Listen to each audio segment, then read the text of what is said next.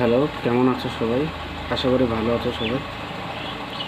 এখন একটা নিউজ দেখলাম অর্জুন সিং ব্যারাকপুরে সে নাকি বলছে যে মুর্শিদাবাদকে খালি করে দেবো।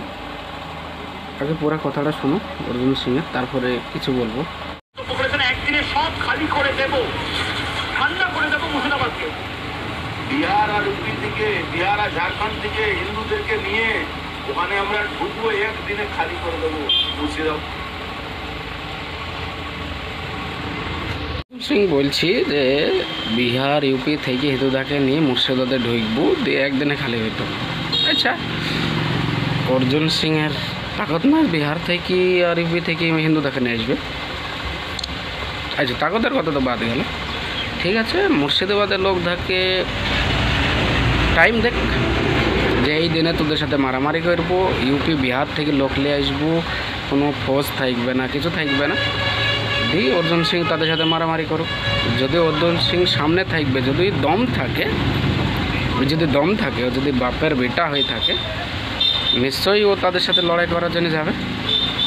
তো যদি ক্ষমতা থাকে তাহলে ও যাক তাদের সাথে। এই যে দাঙ্গা ফাসাদ লাগানো কথাবার্তাগুলো বলছি, এতে বিজেপির কোনো নেতা তো বলছি না যে ধরনের কী ধরনের কথা হয়েছে, এগুলো এতে কোনো কথা হয়েছে না।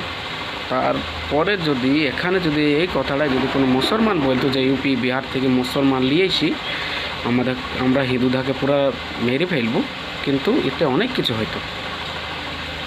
বলতে ওই মুসলমান বলছে, হুমায়ুন কবির বলেছে, তো অর্জুন সিংয়ের যদি এতটাই ক্ষমতা, তো কেন কেন্দ্রের ফোর্স নিয়ে চলছি?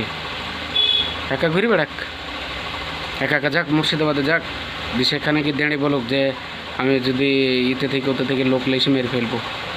যদি সাহস থাকে তো যাক মুর্শিদাবাদে গিয়ে এই কথা বলুক। কথাই বলে বাড়ির কুত্তা যতক্ষণ বাড়ির ভিতরে আছে ততক্ষণ সেফ আছে, যখন বাইরে গিয়ে কারোর সামনে ভেক করবে তখন সে মায়ের খাবে। তো অর্জুন সিং সেম জিনিস। অভিষেক ব্যানার্জি ওখানে লম্বা লম্বা ভাষণ দিচ্ছে, সংস্কৃতি আর পুষ্টির কথা বলছে। বাংলা সংস্কৃতি রয়ে গেছে, বাংলা সংস্কৃতিটা নষ্ট করা যদি মূল কেউ থাকে তার নাম মমতা ব্যানার্জি। এইটুকু বলতে পারে অর্জুন সিং, তুমি মুর্শিদাবাদকে একদিনে খালি করতে পারবা কি জানি নি। তো মুর্শিদাবাদের লোক যদি চায় তো অর্জুন সিংকে একদিনের ভিতরে ইন্দা ভোগামা। আর বিহারি শিখাইছি বাংলা সংস্কৃতি, যে নিজেই বিহার থেকেই এসে ওয়েস্ট বেঙ্গলে বাস করছি, বিহারের যার জায়গা হয়নি, সে পশ্চিমবাংলায় এসে পশ্চিমবাংলার মানুষকে শেখাচ্ছি সংস্কৃতি। এটা কেউ মানবে না। প্রথম তুই বিহারে তোর জায়গা হয়নি, তুই বলি এসে ওয়েস্ট বেঙ্গলে আছিস, ওয়েস্ট বেঙ্গল ভালো বলি তোকে তাড়াইনি। যদি এই ওয়েস্ট বেঙ্গলের লোক যদি কোনো বিহারে বাস করতো এতদিন নীতিশ তেড়ে দিত। তুই একজন বিহারি, তুই বাংলার সংস্কৃতির সম্বন্ধে তুই বুঝিসনি, তাই তোর সংস্কৃতির মুখের কথা মানাই না।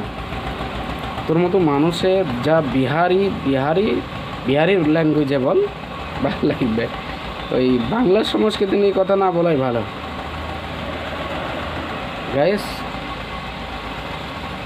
সবাই ভিডিওটি বেশি বেশি শেয়ার করবেন, যাতে অর্জুন সিংয়ের মতো দুশ্চরিত্র নেতারা যাতে ইলেকশনে না জিতে, যারা জনগণের কথা বলবে, যারা চাকরির জন্য কথা বলবে, যারা দেশে দাঙ্গা লাগানোর না কথা বলবে, সবাইকে সাথে নিয়ে চলবে, তাদেরকে ভোট দিবেন, সেই সব নেতাদেরকে বাঁচবেন। যেসব নেতারা দাঙ্গা ফাসাদ করবে, আজকে নয়, আপনি হয়তো আপনার কথা ভুলে যাচ্ছেন, কাল আপনার বাচ্চা হবে, তার ভবিষ্যৎ কী হবে, তার ছেলে হবে, তার ভবিষ্যৎ কী হবে, সেই ভেবে ভোট দেবেন।